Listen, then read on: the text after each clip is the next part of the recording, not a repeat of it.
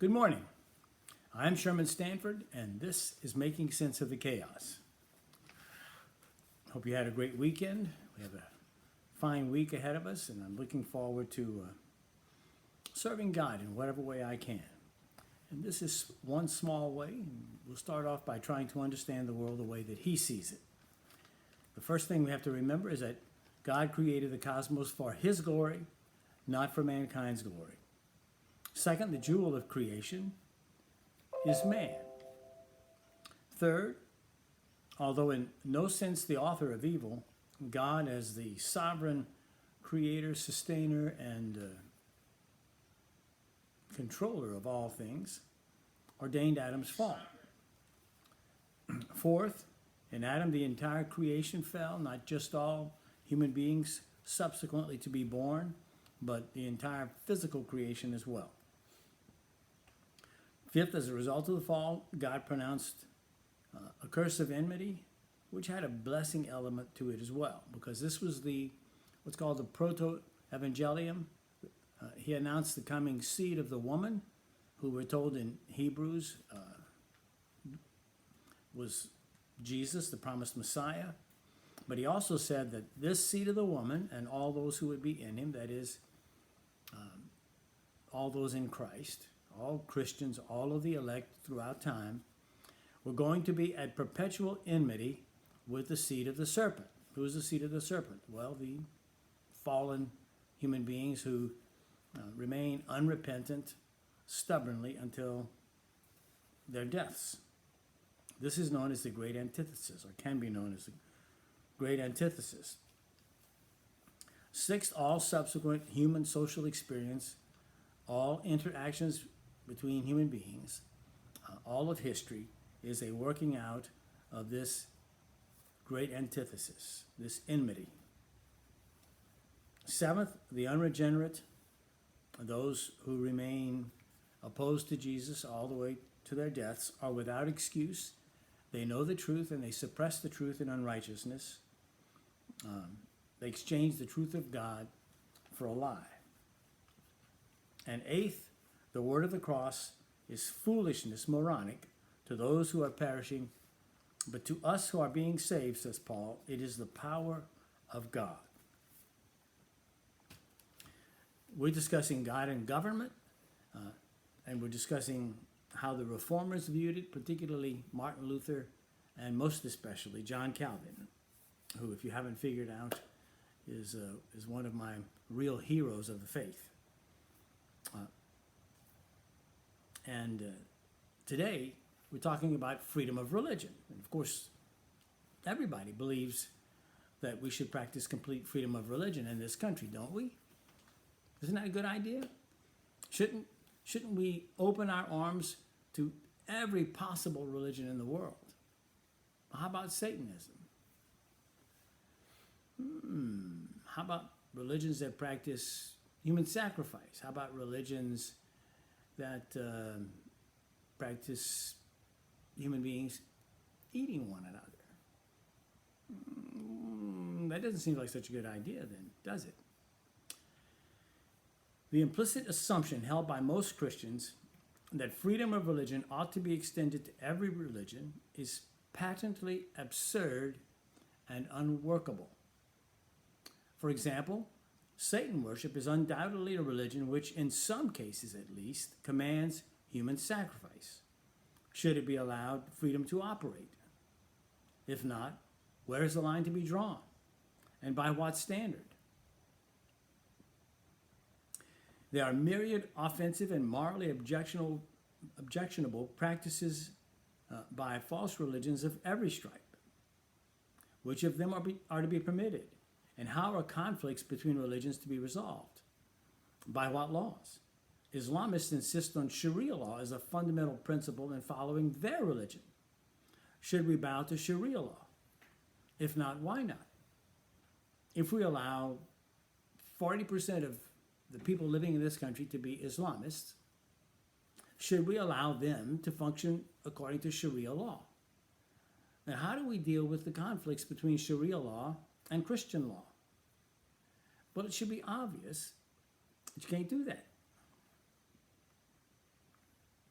If you're not going to bow to Sharia law, why not? Should all religions, including Christianity, be subject to secular laws? Should the federal government be deciding what constitutes an acceptable religion? Well, some people think, yeah, it's a good idea. But if that's true, there's no longer any First Amendment. It's a dead letter. And Christianity is dead as well.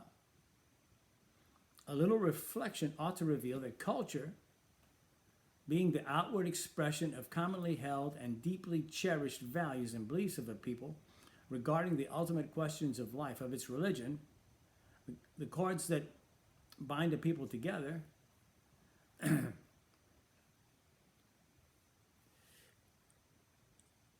if that's true, then how can you have a single culture that has conflicting fundamental principles that bind them together? Not fundamental principles. You can't have conflicting fundamental principles. You can have conflicting principles of how to work out those fundamentals, or of principles that are not so fundamental, but either, for instance, rape is wrong or rape is not wrong. But a culture that believes that rape is wrong and that believes rape is not wrong is going to have a fundamental division within its own confines that is going to tear it apart. Because those people who believe that rape is wrong are going to oppose those who believe that rape is right and good. There's no way that you can resolve these.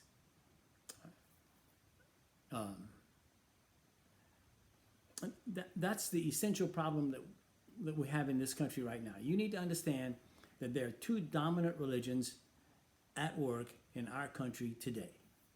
And those religions are in conflict at a fundamental level. Their view of reality is fundamentally different. One religion is Christianity, either self-consciously practiced or at least reflexively practiced. And the other religion can be called secular humanism. Now that sounds kind of benign, but really, it's not at all. It's a religion of naturalism. It's the religion that believes that all we have in the world is the physical cosmos. As Carl Sagan said in the TV series in the 1980s, the cosmos is all that is, all that ever was, and all that ever will be. He was specifically excluding a God from that system. Well, you need to understand that if you believe that all we have is the natural world, if that's all there is, and there's no God, okay, then all that is occurred as a result of time and chance working on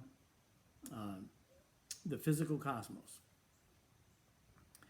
And therefore,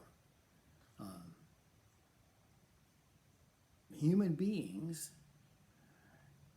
as the highest expression of the evolutionistic principles, okay, we are the highest developed of all creatures, then we have the right to define reality for ourselves in any way that we choose. But this is not just another way of seeing the world. It is a specifically anti-Christian way of seeing the world. It is an expression of God-hating man, a religious expression, a philosophical expression, a cosmological expression, an ontological expression, an epistemological expression of rebellion against God. And every culture has to have a God or it will not cohere. It has to have fundamental religious principles or it will not cohere. It won't hold together. Now, either your God is going to be God himself who created everything, or it's going to be some aspect of the creation itself. And the most salient, the most obvious, the most powerful aspect of the creation itself is man.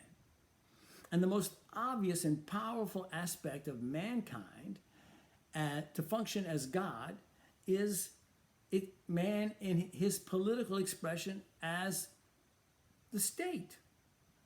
And so you end up with God walking on earth, the state being God walking on earth. But that God is made up of men, and it's fallen men.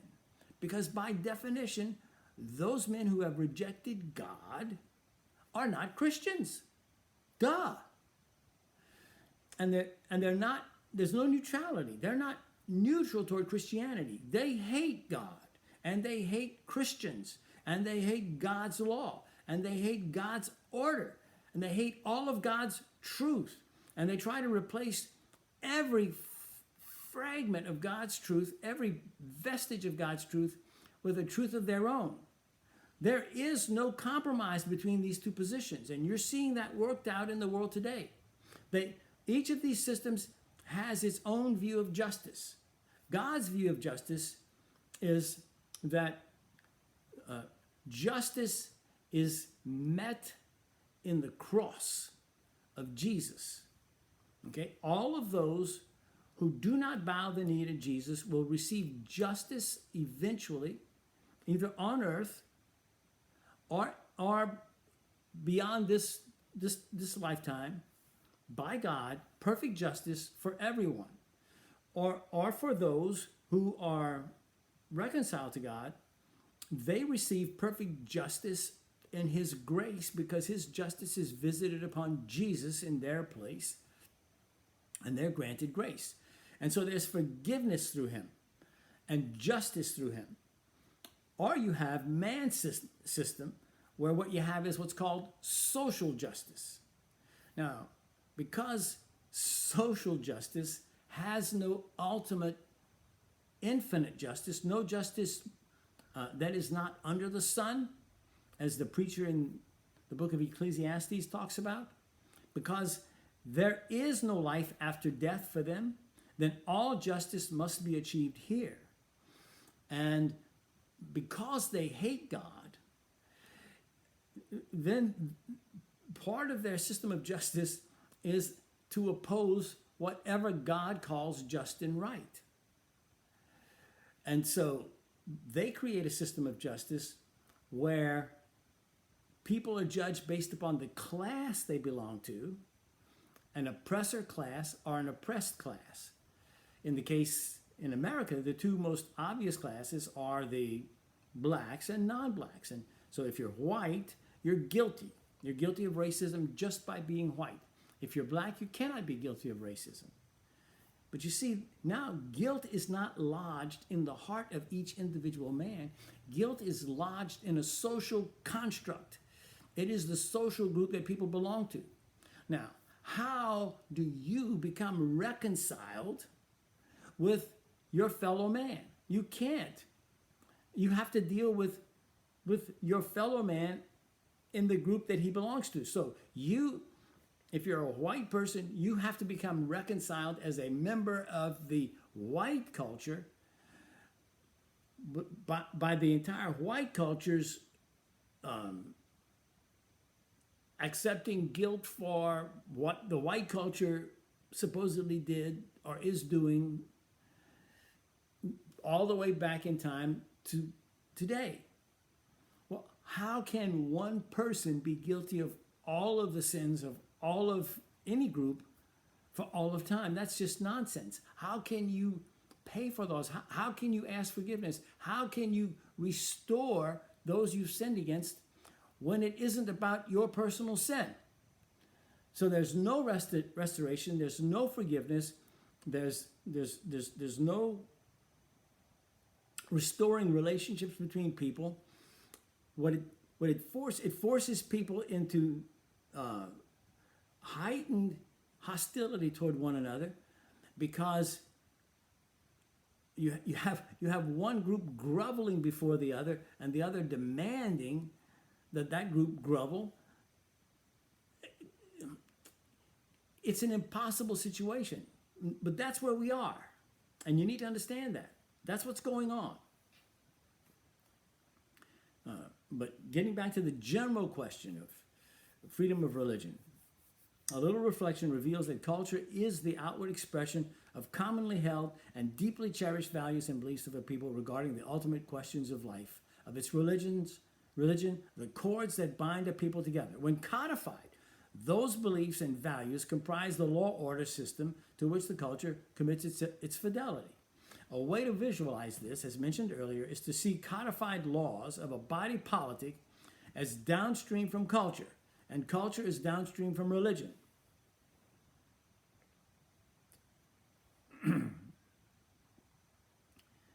As a sidebar, as I've said earlier, I contend that politics is downstream of law, even though that seems counterintuitive because law emerges from the body politic. But it is so because while politicians enact laws, they themselves are products of their culture, which are likewise products of the prevailing religion of the culture. Consequently, the laws they enact will reflect both their own culture and their own religious beliefs, as well as mirror the culture and religious beliefs of the bulk of the dominant culture which elected them. Hence, politics is downstream of religion, culture, and law. Okay? We have, at the very head of the screen, we have religion. And out of that religion come its fundamental beliefs, which form its culture, form its body politic, and form its laws. The law order system then embodies the centripetal force which supplies the coherence by which cultures survive and thrive. What is a centripetal force? Well, when something is spinning around, the thing that holds the spinning thing together is known as the centripetal force. So it's the cohering force within any unit. It's what keeps things together. Introducing rival law order systems, which is what we have in our country today. And the reason, by the way, that progressives are open to Islam is because the enemy of my enemy, they think, is my friend.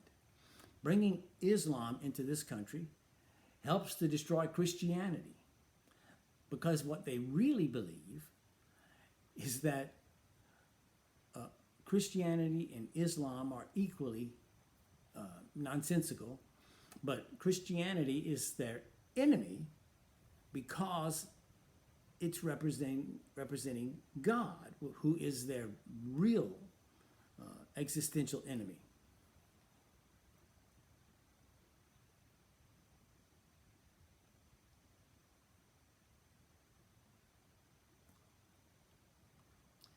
Introducing rival law order systems within the same culture necessarily undermines, and if unchecked, will ultimately destroy the unifying centripetal force, producing instead conflicting forces regarding fundamentally important questions which either continue in conflict or eventually merge into a third culture unless one culture achieves sufficient dominance to crush or suppress all others.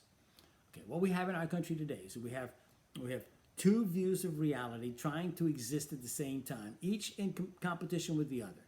One, either we're going to remain in this open warfare, or we're going to merge into a third belief system, a third culture, a third body politic, which is going to eat up both of the others, and will neither be a Christian culture, nor will we be this progressive culture. That really doesn't make any sense, does it? No. We're going to end up being one or the other. No, you're not being one or the other. So sooner or later, one side has to win. Either Christianity wins or progressivism wins. But we're not going to stay in conflict forever because that conflict is becoming intolerable. You can see that the level of conflict is being raised almost daily. And sooner or later, something's got to give. And one or the other of these systems is going to be defeated. Cultural war in any country faces the risk of spending its force in continual conflict, leaving the general culture at risk of defeat by alien cultures. There are no other alternatives. What's an example of that for us today? Well, the Chinese, okay, who sent us the coronavirus, and they did it deliberately, by the way. How do I know that?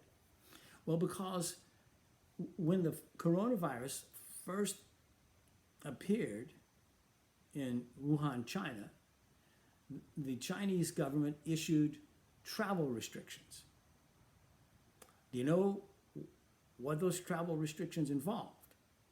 They involved restricting travel from Wuhan province to any other area of China. Do you know what they didn't involve? They didn't involve restricting travel to the United States or to the rest of the world, but particularly not to the United States. Now, what are you to make of that? Well, certainly you can't say that the Chinese government was unaware of the danger of the virus and unaware of the necessity for imposing travel restrictions, because they did impose travel restrictions within China. So if they knew that travel restrictions were indicated, but they did not impose travel restrictions outside of China, from Wuhan province to outside of China, unless we assume that they were ridiculously stupid, okay, or just fell asleep at the wheel, which I don't believe. One of the rules in dealing in politics is never to trust what seems like a coincidence. Oh no, it's not a coincidence. No, these two facts: one, that they did restrict travel in China; two, that they did not restrict travel from Wuhan to outside of China. Those things are clearly related. There's a clear intent indicated by allowing those infected people to infect us. They did it on purpose. Now, because we're at war in our own country with these two religious systems, we are an easy prey to the Chinese, not only in this regard, but in many other ways. It divides our attention from what it ought to be on, that is foreign threats, and we're having to deal almost exclusively with internal threats. Not a good idea. This is not a very safe world to live in. Now, while there is value in respecting the integrity and viability of various cultures, multiculturalism is nonsensical in pretending to accept all cultural ideas as equivalent in truth and value. It is both arbitrary and contradictory to do so. It is arbitrary because no culture teaches that its values are not superior to other cultures' values. Can you imagine at your mother's knee if she said, well, listen, this is the way we do things in our culture, but we recognize that it's inferior and there are other cultures that do things much better, but we don't want to improve what we're doing, so we're content with just doing things in an inferior way. Would any mother tell her child that? These are our beliefs, but we don't think they're true. We think other people have true beliefs, but we choose to hold on to our beliefs anyway. Really? Can you imagine parents teaching their children that? Either outright or implicitly? No. So to say that all cultures are equal and they have equal truth value and their values are equal in truth, that's just nonsense. In fact, because populations vote with their feet in favor of what they regard as superior cultures, it is absurd to pretend that all cultures and cultural values are equal. Countries which build walls to keep their citizens in have obviously inferior cultures to countries which build walls to keep others out. Why would I have to try to keep somebody out if my culture is inferior? Who wants to come here? Well, nobody. Where do people want to go? Well, they may have wrong reasons for valuing one culture over another, but they clearly do value some cultures over other cultures, and they prove that by their feet. They move to the places where they want to be more, and they move away from the places where they want to be less. Multiculturalism is contradictory because at its core, it denies equal value to Christian culture, thus refuting its central claim that all cultures are equal. You understand, if multiculturalism were really true, then it would have to accept Christianity also as being equal to every other culture. But since Christianity says that it is the only way to God, there is no other, then multiculturalism cannot accept that as true, because it's a denial of multiculturalism's own truth claims. Which means that if there is a Christianity in the world, then multiculturalism cannot be true. And it cannot accept Christianity, proving then that it is not true. Moreover, the assumption that freedom of religion ought to be extended to all religions demonstrates either an underlying assumption that all men in their worship, regardless of religious identity, are worshiping the same God, or else that their God so lacks significance that they really worship no God at all. It certainly assumes that the differences between religions are minimal, although religion, by its very nature, deals with the most fundamental issues facing humanity, meaning differences that cannot be minimal. Religious differences cannot be minimal, since they are, by definition, involved with issues that we regard as of the most fundamental importance. How can you treat another person's religion as of minimal value and expect him to accept that? If he sees his religion as of minimal value, then he clearly isn't his religion, because whatever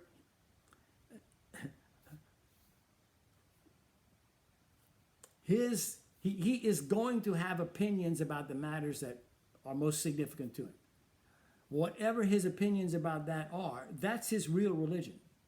To say that his real religion is Zoroastrianism, but he really believes in secular humanism, means that Zoroastrianism is just what he says his religion is. It isn't really his religion. I mean, what you really believe will work itself out in what you really do. Now, if what you really do does not reflect what you say you really believe, then you don't really believe what you say you really believe.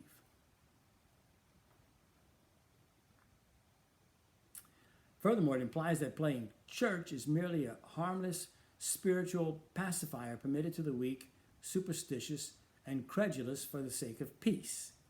Under this assumption, the real but unspoken God is secular humanism, man as God. If we assume, despite contradictory truth claims of differing religions, that all religions nevertheless worship the same God, this has the effect of rendering the truth value of the teachings of the disparate religions merely subjectively true in some vague Kantian sense, while denying them real objective truth value. On the other hand, if we tacitly assume that there really is no God, permitting or encouraging traditional worship makes worship no more than a meaningless emotional exercise so long as it is properly restrained within harmless bounds and kept subservient to secular power.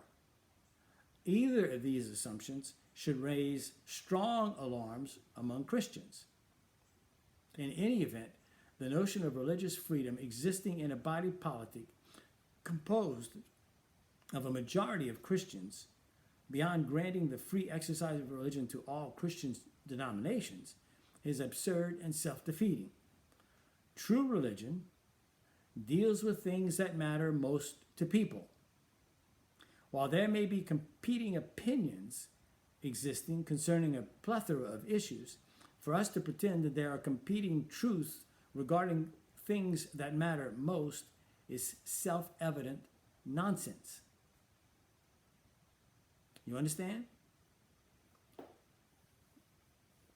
Either a thing is true or it's not true. There cannot be competing truths. There are competing opinions that are seeking to be validated as truth. That's true. But they're not competing truths. Okay? If black is black, then it's not white. If red is red, then it's not green. And if we treat red as if it were green, then what we've done is destroyed the distinction between red and green in our own minds. And as you can see by the shirt I'm wearing, I wouldn't want to do that. So long as the majority in our nations are Christians, we need to stand for the truths we value most and to stand against all that is false, pernicious, and dangerous. That includes all religions that are not Christianity, because it is foolish, naive, and utterly unworkable to treat competing truth claims as fundamentally equal.